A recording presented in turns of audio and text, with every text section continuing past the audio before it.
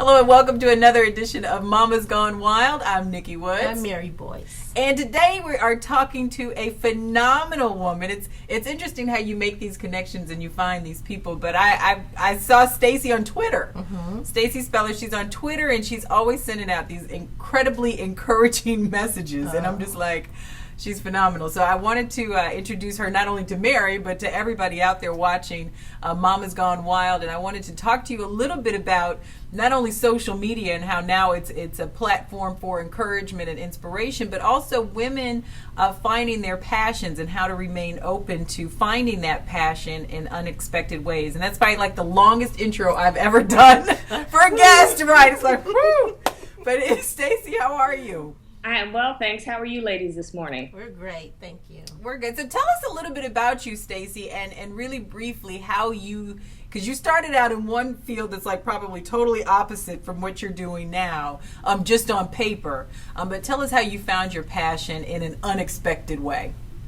Well, Nikki, when I really decided that I needed to live on purpose, I was reading The Purpose-Driven Life many years ago, and I didn't have the good fortune of growing up like young women now where people talk about purpose and passion and pursuing it. It was like, okay, you go to school, you get a good education that will lead to a good job. And I started searching about what has always been there, and I encourage women to look deep inside and see what's always been there that you're passionate about. And to divorce yourself from opinions, because so often as women, we're so caught up in, well, if I do this, what will people think? Is this a good career choice? Will my parents be proud? Will my possibly spouse be proud? We factor all of these things in, and that can derail us from purpose. And so purpose is nothing more than just following what you're so passionate about. And for me, I've always loved to encourage people. I've always loved to talk. And I took a look and said, you know what? For years, that's who I've been. My father gave me my own telephone line, and you have to be old enough to appreciate this. But this was back in 1974 when most families had one phone. It was on the wall, in the kitchen typically, and you just got on and you got off because there was no call waiting, no caller ID, no anything. And I always loved, from the moment I got home from school, my friends would call and say, may I speak to Stacey? May I speak to Stacey? And I'd encourage them with whatever was relative to a 9 or 10-year-old at that time. And I'd be on the phone all evening. And so my dad couldn't tolerate it because if he wasn't home, he'd call and the line was busy. Or if he needed to use the phone, he picked up, and I was always on the phone. So in 1974, which was unheard of, he got a 9-year-old her own phone line in her room, so that I would be able to do all of my talking and encouraging. And so it was almost like a prophetic. We tease my dad now, said it was almost like prophetic. And I said, you know what? That's something that's always been there.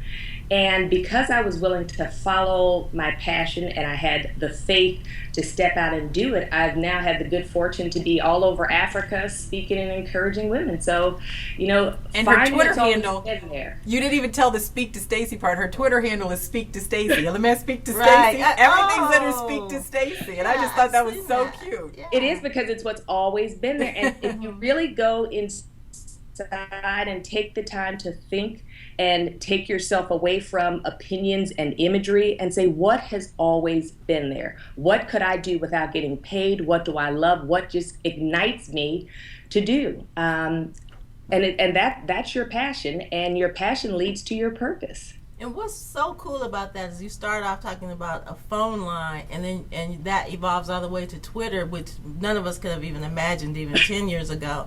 And now you're able to speak to and meet people, make relationships and friendships like that. I think that's really great. Well, it's exactly, Mary. It's been elevated. The technology has elevated. In fact, when my dad used to see me on the phone all the time, because once I got my own phone, it was all over. I could go for hours. But he actually said, you know what? One day you're going to have a phone you can take everywhere you go so that you can talk and encourage people.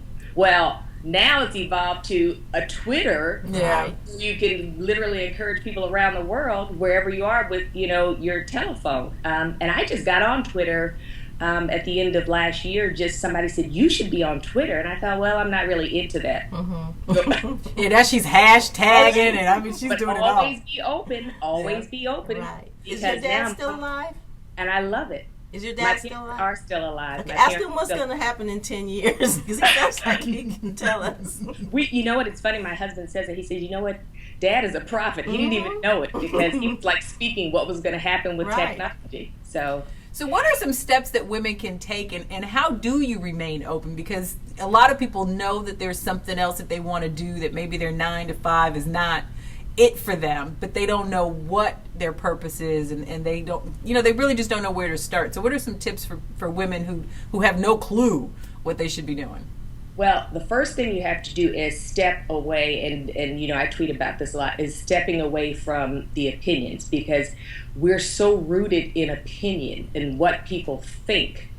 And if you step away from that, that is your first thing. You have to truly go with what's in your heart, not with the expectation of everyone else. When I decided I was going to do what I'm doing now, I mean, even my dad, who spent tons of money on my education, said, okay, so all this money on education, and you're going to go talk what you were doing long before you were educated. But I did not let that derail me. And so step one is to take yourself out of the opinion business and truly go into yourself. And then you absolutely have to remain open. Now, I'm a person of faith, and so I prayed, and I was willing to stay open to what was being shown to me. I actually discovered and had my greatest opportunity in Africa. And I didn't even want to go to Africa.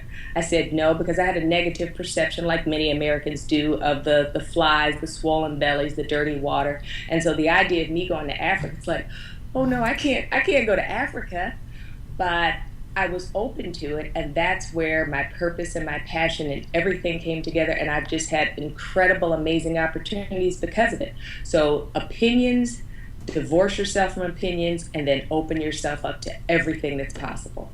And I know one thing that Stacey and I had a conversation about is that a lot of times when I guess you're getting ready to really step into your purpose, or that something has got to change, but you're too scared to go ahead and step out on it, that sometimes things will align themselves to push you in that direction, whether you really want to go or not. So can you talk a little bit about that, and how sometimes obstacles and challenges may present themselves to force you in a direction that you don't really want to go in? Absolutely. I call that, I was teasing Nikki. I said, first, I feel like you get that little small whisper, and then it gets a little louder. And then if you don't move, it becomes a ton of bricks experience, where now you have to move and doors start closing, and you start thinking, okay, I have to leave here. I have to move forward. And for me, I had actually a very, very difficult situation, which became, my greatest, my obstacle became my greatest opportunity. Because I was actually sharing with Nikki, I had a family member, very close family member, who, due to a conflict of interest with the state at the time, asked me to be a part of their business, just on paper, but getting contracts. And so I said, sure, no problem. And I did it, but the person they were in business with was doing things not above board and crooked. And so my name was involved, and then they had this big old scandal and indictments. And so it was just a horrible, horrible experience.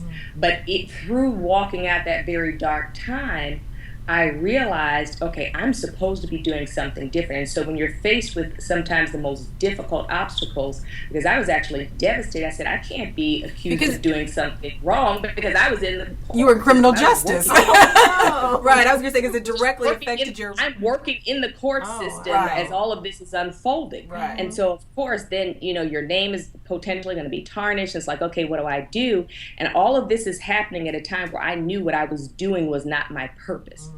And so it was almost like when that door shut, because I actually did a deal where I wouldn't have to, be indicted or anything, but then I basically cut off my career in that. Yeah. So now it's like, okay, now you have to do something different. And so I believe if I'd heard the small whisper or the little bit louder voice, then maybe some of that could have been avoided. But it got to a point where my purpose, because your purpose is always bigger than you are, my purpose was bigger than I am. And it was more than I could contain. And so it was almost like, let's shut the door so we can increase her capacity. Wow. Well, how can people reach you? How can people speak to Stacey? Well, my website is Speak to Stacey, and it's STACEY.com.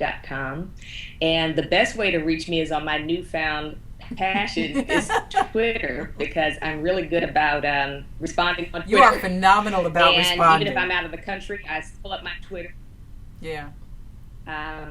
And so Twitter is probably the best way. And my Twitter handle is Speak to Stacey, and it's SPEAK and then TO and then Stacey STACEY. Phenomenal. Well, we appreciate you, and I'm going to keep watching you, because I'm telling you, you're going to do some big things on Twitter. And it's just great to see that there's such a positive flow that comes from you on that platform. So it's great to be a part of that. Well, thank you so much, and thank you, ladies, both for having me on your show. You're welcome. You're welcome. And we're thanking you for joining us for another edition of Mama's Gone Wild. We'll see you next time. I'm Nikki Woods. I'm Mary Boyce. Stay wild.